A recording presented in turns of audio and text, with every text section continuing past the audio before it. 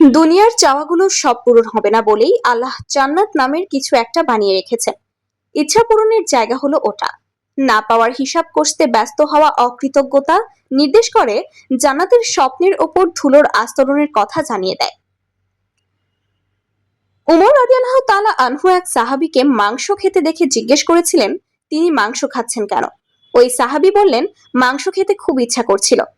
উমর রাদিয়াল্লাহু তাআলা আনহু রাগত স্বরে বললেন, তোমার সব ইচ্ছা কি দুনিয়াতেই পূরণ করে ফেলবে নাকি? এই তো দর্শন, এই তো জীবন, এই তো দুনিয়া, এই তো কারাগার। কারাগারের বন্দি বালিশে ফুটো দেখে সেটা বদলে দিতে বলে না। মুমিনের জন্য দুনিয়া হলো কারাগার। কি চাইবো আমি? চাওয়ার ক্ষমতা আমার নেই, কেবল তা ব্যতীত যা বিশ্ব জগতের প্রতিপালক ইচ্ছা করেন। চাইতে তো পারেন তিনিই। মানুষের জীবনে কষ্ট থাকে, স্বপ্নভঙ্গের কষ্ট, অপূর্ণতার কষ্ট। এই কষ্টগুলো বাকিরা দেখে না। একজন দেখেন, একজন জানেন, তিনি শুনতে পান, তাকেই বলবো সব কথা। কেন আর 10 জন জানবে আমার আরতি? কেন ফেসবুকের পাবলিক জগতে এসে জানাতে হবে আমারও কিছু বলার আছে? কষ্টের সময়গুলোই হাসি মুখে স্রষ্টার দাসত্ব করে যাওয়া, এই তো সবর।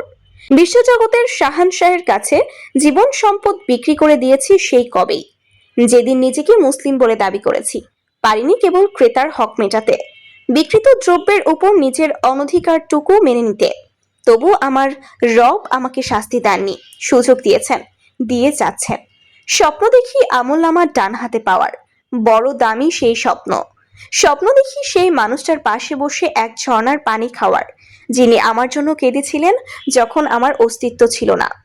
ইয়াকুত পাথরের প্রাসাদে বসে এমন একটা মুখের দিকে তাকিয়ে থাকার, যার তুলনা আমার প্রতিপালক দিয়েছেন প্রবাল ও পদ্মরাগ। আর রহমানে আল্লাহ মুত্তাকিদের পুরস্কারের বর্ণনা দিয়ে বলেছেন, উত্তমের বিনিময়ে উত্তম ছাড়া আর কি হতে পারে। এই আয়াতটি যখন অনুভব করি, চোখ দুটো ভিজে ওঠে, অন্তর আর্দ্র হয়ে যায়।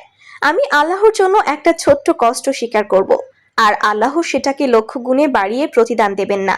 তাই কি হয়? আল্লাহর প্রতিদান তো এমনই হয় যা তার মর্যাদার জন্য উপযোগী। তিনি তো বান্দার ক্ষুদ্রতার দিকে তাকান না, বরং নিজের বড়ত্বের দিকে তাকিয়ে পুরস্কার দেন। অল্প বিনিময় দেওয়া যে তার শখ।